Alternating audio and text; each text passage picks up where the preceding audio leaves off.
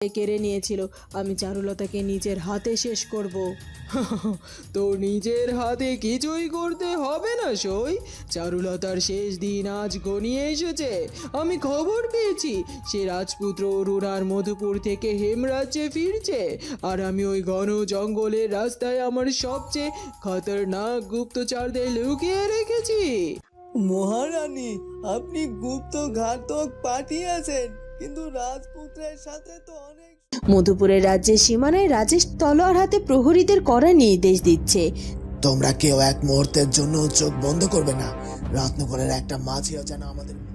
কি সর্বনাশ! কি হয়েছে বাবা? না মানে পিসে মশাই, দিদি তো ঠিক আছে।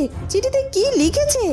দেখেছো রাজেশ, ওই রাক্ষস রূপমঞ্জরির এত বড় সাহস, সে আমাদের হেমরাজ্যের রাজকন্যাকে মারতে চায়। আমি আজই রত্নগড়ের বিরুদ্ধে যুদ্ধ ঘোষণা করব। আমার বিশাল। কি ব্যাপার মন্ত্রী মশাই, কি বলতে এসেছো বলো? ওই চারুলতার মৃত্যুর সংবাদ দিতে এসেছো নিশ্চয়। মানে আজ্ঞা মহারানী, অনেকক্ষণ তো পার হয়ে গেল, সূর্য প্রায় ডুবতে বসেছে, কিন্তু জঙ্গল থেকে আমাদের কোনো গুপ্ত ঘাতক এখনো ফিরে আসেনি, এমনকি কোনো খবরও পাঠায়নি। আমার কেন জানি খুব ভয় করছে মহারানী। রাজপুত্র অরুণের তলোয়ারের ধার তো আপনি জানেন, যদি আমাদের লোকগুলো ধরা পড়ে গিয়ে থাকে। কি বলছো মন্ত্রী মশাই? ধরা পড়বে মানে? রূপমঞ্জরি, তুই না বললি তোর লোকেরা গাছের ওপর থেকে হামলা করবে? তাহলে এত দেরি হচ্ছে কেন? তুই শান্ত হাসই, এই বোকা মন্ত্রীর কথাই কান দিস না। আরে মন্ত্রী, জঙ্গল থেকে ফিরে আসতে তো সময় লাগবেই। ওরা নিশ্চয় কাজ শেষ করে আনন্দ উৎসব করছে, অথবা চারুলতার লাশ গুম করার ব্যবস্থা করছে। রাজপুত্র অরুণ যতই বীর হোক না কেন, চারদিক থেকে ছুটে আসা বিষাক্ত তীরের সামনে সে কিছুতেই চারুলতাকে বাঁচাতে পারবে না। কিন্তু মহারানী, যদি চারুলতা কোনোভাবে বেঁচে যায়, তবে তো সে সোজা হেমরাজ্যের দরবারে গিয়ে এই হামলার বিচার চাইবে। রাজা অম্বিকা প্রসাদ তো তখন আমাদের বিরুদ্ধে যুদ্ধ ঘোষণা করবেন। চুপ করো কাপুরুষ, তোমার মতো ভীতু মন্ত্রী আমার সবাই মানায় না। চারুলতা আর কোনোদিন ওই জঙ্গল থেকে ফিরবে না। আমি বলেছি তো, আমার পাতা ফাঁদ থেকে আজ পর্যন্ত কেউ জ্যান্ত ফেরেনি। তুমি কাল সকালে হেমরাজ্যে যাওয়ার জন্য আমার রথ প্রস্তুত করো। কাল আমি ওই অম্বিকা প্রসাদকে আমার পায়ের কাছে বসে মধুবালার মাথায় হেমরাজ্যের মুকুট পরাবো। যাও এখান থেকে। মন্ত্রী মাথা নিচু করে ভয়ে ভয়ে সেখান থেকে বেরিয়ে যায়। রূপমঞ্জরি আবার জোর করে হাসার চেষ্টা করে, কিন্তু তার নিজের মনের কোণেও মন্ত্রী মশাইয়ের কথাগুলো এক অশুভ কাঁটার মতো বিঁধতে থাকে। তবে কি আমার সেই অহংকারের মরণ ফাঁদ চারুলতার সামান্য বুদ্ধির কাছে ইতিমধ্যেই ধুলোয় মিশে গেছে? ঘন জঙ্গল পার হয়ে চারুলতা এবং রাজপুত্র অরুণের রথ হেমরাজের দিকে এগিয়ে যাচ্ছে। রথের পেছনে রূপমঞ্জরির পাঠানো ঘাতকদের মোটা দড়ি দিয়ে বেঁধে নিয়ে যাওয়া হচ্ছে। হঠাৎ, রাজপুত্র মশাই, যুবরানী চারুলতা, আপনারা সুস্থ আছেন দেখে আমার প্রাণ ফিরে এলো। মহারাজ অম্বিকা প্রসাদ আমাদের পাঠিয়েছেন। পিতামশাই পাঠিয়েছেন? কিন্তু কেন মন্ত্রী মশাই? আমরা তো আজই পৌঁছে যেতাম, আর রাজপ্রাসাদে সব ঠিক আছে তো? পিতা বা মা লতার কোনো বিপদ হয়েছে নাকি? রাজপ্রাসাদে কেউ বিপদে পড়েনি রাজপুত্র, কিন্তু কাল রাতে এক বড় সর্বনাশ হয়ে গিয়েছে। মাটির নিচের কারাগারে বিশাল লোহার তালা ভেঙে কেউ রানী মধুবালার তন্ত্রমাতাকে ছাড়িয়ে নিয়ে গেছে। তারা এখন পালিয়েছে। মহারাজ ভাবলেন ওই শয়তানের দল হয়তো আপনাদের পথ আটকে কোনো ক্ষতি করতে পারে। চারুলতা এবার রথ থেকে নেমে এসে শান্ত কিন্তু গম্ভীর স্বরে বলে, তাহলে আমাদের অনুমানই ঠিক ছিল। রানী রূপমঞ্জরি একসাথে দুটো চাল চেলেছিল। একদিকে কালুকে দিয়ে জেলের তালা ভাঙিয়েছে, আর অন্যদিকে আমাদের মারার জন্য ঘাতকদের পাঠিয়েছে। সে ভেবেছিল আমরা জঙ্গলেই মারা পড়বো, আর সে মধুবালাকে নিয়ে হেমরাজের সিংহাসন দখল করবে। মন্ত্রী মশাই, কত বড় স্পর্ধা ওই রূপমঞ্জরির! মন্ত্রী মশাই, আপনি এই ঘাতকের দিকে তাকান। এরা রূপমঞ্জরির পাঠানো গুপ্ত ঘাতক। চারুর উপস্থিতি বদলিতে আজ এরা আমাদের বন্দী। চলুন, আজই এদের মহারাজের সামনে হাজির করব। যুবরানী সত্যি অনন্যা, আপনি চলুন রাজপুত্র, আমরা চারপাশ থেকে কড়া পাহারা দিয়ে আপনাদের প্রাসাদে নিয়ে যাচ্ছি। চারুলতা এবং অরুণ আবার রথে ওঠেন। রথ দ্রুত হেমরাজ্যের রাজপ্রাসাদের দিকে ছুটতে থাকে। হেমরাজ্যের রাজপ্রাসাদের প্রধান তরণ মহারাজ অম্বিকা প্রসাদ, রানী লতা এবং যোগুবাবু অধীর আগ্রহে অপেক্ষা করছে। রথ এসে থামতেই চারুলতা এবং অরুণ নেমে আসে। চারু, মারে, তুই ঠিক আছিস তো? তোর গায়ে কোনো আঁচড় লাগেনি তো? কাল রাতে জেলের তালা ভাঙার খবর শুনে আমার তো ভয়ে প্রাণ বেরিয়ে যাচ্ছিল।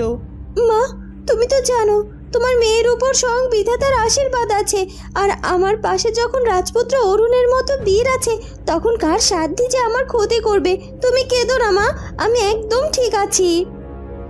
ওই রাক্ষসী রূপ মঞ্জুরি কি তোদের কোনো পথে কোনো বাধা দেওয়ার চেষ্টা করেছিল মা? বাধা নয় বাবা, ওরা আমাদের চিরতরে শেষ করে দেওয়ার ফাঁদ পেতেছিল। প্রহরীরা, ওই ঘাতকদের মহারাজের সামনে নিয়ে এসো। প্রহরীরা দড়ি দিয়ে বাঁধা ঘাতকদের মহারাজের সামনে ছুঁড়ে ফেলে।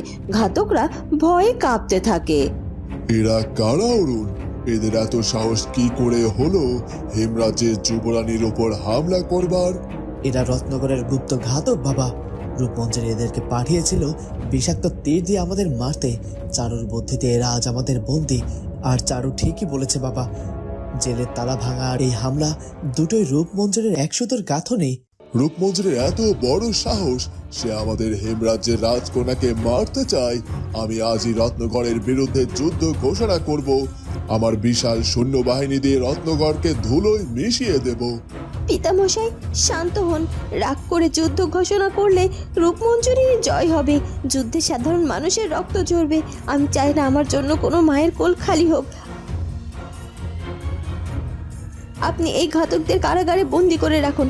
রূপমঞ্জুরির এই স্পর্ধার জবাব আমি অন্যভাবে দেব। এমনভাবে জবাব দেব যে সে বিনা যুদ্ধেই হার মানতে বাধ্য হবে। চারুলতার এই শান্ত অথচ আত্মবিশ্বাসী কথায় মহারাজ অম্বিকা প্রসাদ একটু শান্ত হন। রত্নগড়ের রাজসভা। রূপমঞ্জুরি এবং মধুবালা তখনও চারুলতার মৃত্যুর খবর শোনার অপেক্ষায় আছে। এমন সময় রত্নগড়ের প্রধানমন্ত্রী দৌড়াতে দৌড়াতে ঘামে ভিজে রাজসভায় প্রবেশ করেন। মহারানী, সব শেষ হয়ে গেছে। আমাদের সব চক্রান্ত মাঠে মারা গেছে। কি বলছিস কি তুই?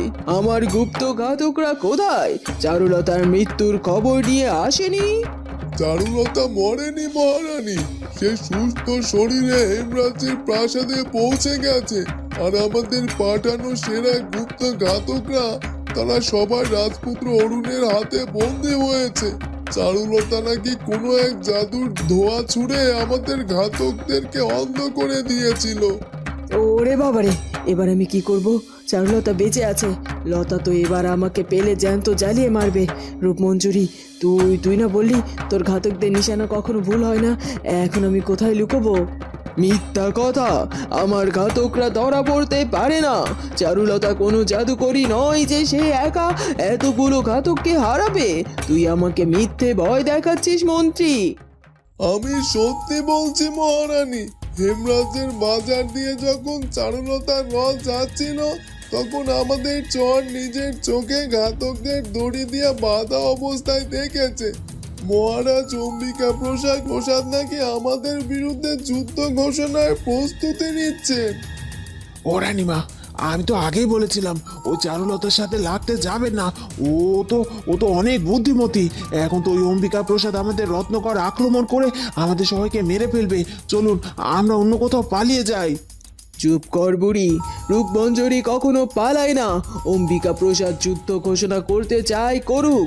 রত্নগড়ের বিশাল দুর্গ ভেদ করা এত সহজ নয়। আমি চারুলতাকে মারতে পারিনি তো কি হয়েছে? আমি এমন কূটনৈতিক চাল চালবো যে দুই রাজ্য এক হওয়ার আগেই নিজেদের মধ্যে মারামারি শুরু করে দেবে। রূপমঞ্জুরি যতই বড় বড় কথা বলুক না কেন, তার ভেতরের অহংকার আর চরমভাবে ভেঙে পড়েছে। মধুবালার চোখে মুখেও এখন শুধুমাত্র মৃত্যুর ভয়। মধুপুর রাজপ্রাসাদের দরবার কক্ষ। রাজা মধুরাজা চিন্তিত মুখে পায়চারি করছে। এমন এক সময় রাজদূত হেমরাজ্য থেকে একটি চিঠি নিয়ে প্রবেশ করে। মহারাজ, হেমরাজ্যের যুবরানী চারুলতার কাছ থেকে এক জরুরি বার্তা এসেছে। মধুরাজা তাড়াতাড়ি চিঠিটা পড়তে শুরু করেন। পড়তে পড়তে তার চোখ রাগে লাল হয়ে ওঠে। কি সর্বনাশ! কি হয়েছে বাবা? না মানে পিসে মশাই, দিদি তো ঠিক আছে, চিঠিতে কি লিখেছে? দেখেছো রাজেশ, ওই রাক্ষসী রূপমঞ্জরি আমার মেয়ের রথে গুপ্ত ঘাতক দিয়ে হামলা করেছিল, আর হেমরাজ্যের জেলের তালা ভেঙে মধুবালা পালিয়েছে। আমার মেয়েটা অল্পের জন্য প্রাণে বেঁচে গেছে। এত বড় স্পর্ধা! রূপমঞ্জরি সরাসরি আমাদের যুবরানীর উপর হামলা করেছে। মহারাজ, আপনি আমাকে অনুমতি দিন, আমি আজই মধুপুরের অর্ধেক সৈন্য নিয়ে হেমরাজ্যের দিকে রওনা দেব। আমরা হেমরাজ্যের সাথে মিলে রত্নগরকে আক্রমণ করব। রাজেশ বাবু, আপনি শান্ত হন। দিদি তো চিঠিতে লিখেছে সে একেবারে সুস্থ। দিদি তো যুদ্ধ চায় না, দিদি তো বুদ্ধির জোরে ওদেরকে হারিয়েছে।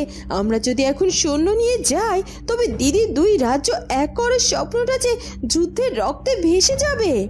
জেসমিন ঠিকই বলেছে রাজেশ, চারু যুদ্ধ চায় না। ও লিখেছে আমরা যেন মধুপুরের সীমানাতে কড়া পাহারা রাখি। রূপমঞ্জরি হয়তো এবার ছদ্মবেশে আমাদের রাজ্যে কোনো ক্ষতি করবার চেষ্টা করতে পারে। রাজেশ, তুমি আজ থেকে মধুপুরের সেনাপতির দায়িত্ব নাও। আমি চাই না রত্নকরের একটা মাছিও আমাদের রাজ্যে ঢুকতে পারে। যথাজ্ঞা মহারাজ, আমি আজ থেকেই এই সীমানায় কড়া পাহারার ব্যবস্থা করছি। চারুদিদির গায়ে আঁচড় দেওয়ার শাস্তি রূপমঞ্জরিকে পেতেই হবে। হেমরাজের বাজারে সেই খাবারের দোকান। একটু আগে চারুলতার রথ এই পথ দিয়ে গেছে। মীরার চোখে মুখে এক গভীর স্বস্তি। ভ্যাবলা, আজ আমার বুকের পাথরটা যেন নেমে গেল। দিদি যে সুস্থ শরীরে ফিরে এসেছে, এটাই বিধাতার সবচেয়ে বড় দয়া। তুমি দেখলে ওই ঘাতকগুলোকে কেমন কুকুরের মতো বেঁধে নিয়ে যাচ্ছিল? দেখবো না মানে? আমি তো খুশিতে একটা গোলমরিচের গুঁড়া ওই ঘাতকের গায়ে ছুঁড়ে মেরেছি। ওরা ভেবেছিল আমাদের দিদিকে মারবে। দিদির মাথায় যে স্বামী অপরালার হাত আছে, সেটা ওই রূপমঞ্জরি জানে না গো, জানে না। ঠিক বলেছ, কিন্তু জানো রূপমঞ্জরি যে মধুবালাকে জেল থেকে বের করে নিয়ে গেছে, এটা খুব খারাপ খবর। মধুবালা তো এমনিতেই দিদিকে 2 চোখে দেখতে পারে না। এবার রূপমঞ্জরির সাথে মিলে সে নিশ্চয় নতুন কোনো চক্রান্ত করবে। আরে তুমি এসব নিয়ে একদম ভেবো না বউ। আমাদের দিদি আর রাজপুত্র মিলে ঠিক ওদের সোজা করে দেবে। আমরা বরং কাল সকালে রাজপ্রাসাদে ফিরে গিয়ে দিদির সাথে দেখা করে আসবো। হ্যাঁ, আমি নিজের হাতে দিদির জন্য ক্ষীরের সন্দেশ বানিয়ে নিয়ে যাব। দিদি মিষ্টি খেতে খুব ভালোবাসে। তুমি শুধু শুধু খাওয়ার কথাই ভাবো ভ্যাবলা। তবে হ্যাঁ, কাল আমরা যাব। জেসমিন দিদি আর রাজেশ বাবু তো মধুপুরে চলে গেছে। দিদি নিশ্চয় খুব একা লাগছে। আমরা গিয়ে দিদির সাথে একটু গল্প করে আসবো। রাত নেমেছে হেমরাজ্যে। রাজপ্রাসাদের খোলা ছাদে চারুলতা একা দাঁড়িয়ে আছে। তিনি দূরের রত্নগরের সীমানার দিকে তাকিয়ে আছে। ধীর পায়ে রাজপুত্র অরুণ তার পেছনে এসে দাঁড়ালো। চারু, তুমি এখনো ঘুমোওনি? সারাদিন এত ধকলের পর তোমার একটু বিশ্রাম নেওয়া উচিত। বিশ্রাম তো শরীর নেয় রাজপুত্র, কিন্তু মন যখন অস্থির থাকে তখন কি আর ঘুম আসে? আমি ভাবছি রূপমঞ্জরির কথা। সে আজ প্রকাশ্যে আমার উপর হামলা করেছে। এর মানে সে এখন আর কোনো লুকোচুরি খেলবে না। সে লুকোচুরি খেলুক আর সরাসরি আসুক, আমি অরুণ যতক্ষণ তোমার পাশে আছি সে তোমার একটা সুতোও ছিঁড়তে পারবে না। কিন্তু চারু, তুমি তো বাবাকে যুদ্ধ করতে বারণ করলে। তাহলে তুমি কিভাবে রূপমঞ্জরিকে শাস্তি দিতে চাও? তলোয়ার দিয়ে আঘাত করলে ঘা শুকিয়ে যায় রাজপুত্র, কিন্তু সম্মান কেড়ে নিলে সে ঘা যে কোনোদিনও শুকোয় না। চারু, তোমার বুদ্ধি সত্যি তলোয়ারের চেয়েও ধারালো। রত্নগরের বাণিজ্য বন্ধ হয়ে গেলে রূপমঞ্জরির দম্ভ এমনিতেই ধুলোয় মিশিয়ে যাবে। তাকে বিনা রক্তপাতেই ভিখারি হতে হবে। আমি কাল সকালে সব রাজ্যের রাজাদের কাছে এক রাজকীয় বার্তা পাঠাবো। ওই ঘাতকদের বয়ান সবার সামনে পেশ করব। যখন পুরো বিশ্বের বণিকেরা আর রাজারা জানবে যে রূপমঞ্জরি বাণিজ্যের নামে গুপ্ত ঘাতক বসে, তখন কেউ আর রত্নগরের সাথে কোনো ব্যবসা করবে না। আর মধুবালা ভেবেছে সে পালিয়ে গিয়ে খুব বেঁচে গেছে। আমি এই 2 রাজ্যকে এমন শক্ত করে বাঁধবো যে মধুবালা রূপমঞ্জরি এক হয়ে আমাদের কোনো ক্ষতি করতে পারবে না। চাঁদের আলোয় চারুলতার এই অটল প্রতিজ্ঞা রাজপুত্র অরুণের মুগ্ধ চাহনি এক অপূর্ব রোমাঞ্চকর পরিবেশ তৈরি করে। আগামী দিনের এক নতুন রক্তপাতহীন যুদ্ধের সূচনা এখানেই হলো। সকালের আলো ফুটেছে। মধুপুরের রাজ্যের সীমানায় রাজেশ তলোয়ার হাতে প্রহরীদের কড়া নির্দেশ দিচ্ছে। তোমরা কেউ এক মুহূর্তের জন্য চোখ বন্ধ করবে না। রত্নগরের একটা মাছিও যেন আমাদের মধুপুরের সীমানায় ঢুকতে না পারে। মহারাজের কড়া নির্দেশ, সন্দেহজনক কাউকে দেখলেই বন্দি করবে। রাজেশ বাবু, আপনি সারা রাত ধরে এক ফোঁটা জলও মুখে দেননি। এভাবে চললে তো আপনি নিজেই অসুস্থ হয়ে পড়বেন। একটু জল খেয়ে নিন। দিদি তো বলেছে তিনি বুদ্ধির জোরে লড়বেন। আমাদের শুধু সীমানাটা সামলে রাখতে হবে। জেসমিন, রূপমঞ্জুরি যে কত বড় শয়তান তা তো তুমিও জানো। সে চারু দিদির উপর গুপ্ত ঘাতক লেলিয়ে দিয়েছে। আমার রক্ত টক বক করে উঠছে, কিন্তু দিদির আদেশের বাইরে তো আমি এক পাও ফেলতে পারি না। ঠিক তখনই দূর থেকে মোরুল মশাই মোরুল কিন্নি প্রায় দৌড়াতে দৌড়াতে সেখানে আসে। ওরে আমার রাজেশ রে, তুই এখন বিপদে পড়লি বাবা। আমি কাল রাত থেকে ভয়ে এক ফোঁটা ঘুমোতে পারিনি। শুনলাম রত্নগরের ওই রাক্ষসী রানী চারুর উপর হামলা করেছিল। তুই কেন এখানে তলোয়ার হাতে দাঁড়িয়ে আছিস? যদি তোর কিছু হয়েছে তো চল বাবা, আমরা আমাদের মাটির ঘরে ফিরে যাই। আমার আর কোনো রাজকীয় সম্মান চাই নে বাবা। গিন্নি, তুমি আবার ছেলেটার কাজের মাঝে কান্নাকাটি শুরু করলে। রাজেশ এখন মধুপুরের সেনাপতি। সে যদি সীমানা ছেড়ে গিয়ে বসে থাকে তবে আমাদের মধুপুরকে কে বাঁচাবে বলো তো? তুমি চারু মায়ের কথা ভাবো। মেয়েটা একা এত বড় বিপদের মুখ থেকে ফিরে এলো। মা, তুমি একদম ভয় পেও না। রূপমঞ্জুরির সাধ্য নেই আমার কোনো ক্ষতি করবার। আর তুমি চারু দিদির কথা ভেবো না। দিদি এবার এমন এক চাল চেলেছে যে রূপমঞ্জুরকে কোনো অস্ত্র ছাড়াই হার মানতে হবে। হ্যাঁ মা, আপনি শান্ত হন। দিদি পুরো বণিক সমাজের কাছে রূপমঞ্জুরির আসল রূপ তুলে ধরার বার্তা পাঠিয়েছে। রূপমঞ্জুরির বাণিজ্য যখন বন্ধ হয়ে যাবে তখন তার অহংকার এমনিতেই ভেঙে পড়বে। আমরা শুধু এই সীমানা পাহারা দিচ্ছি যাতে ওরা হতাশার বশে আমাদের গ্রামে কোনো চুরি ডাকাতি না করতে পারে। জেসমিন, আমি তোমাকে কত কটু কথা বলেছিলাম। তুমি রাজকন্যা নও বলে তোমাকে অপমান করেছি, আর তুমি আজ আমার ছেলের পাশে দাঁড়িয়ে আমাদের পুরো গ্রামকে পাহারা দিচ্ছ। চারুমা সত্যি তোমাদের দুজনকে মানুষের মতো মানুষ বানিয়েছে। তোমরা সাবধানে থেকো। মোরল গিন্নির চোখের জল আর জেসমিনের প্রতি তার এই নতুন ভালোবাসা গল্পের পরিবেশে এক অদ্ভুত মায়া তৈরি করে।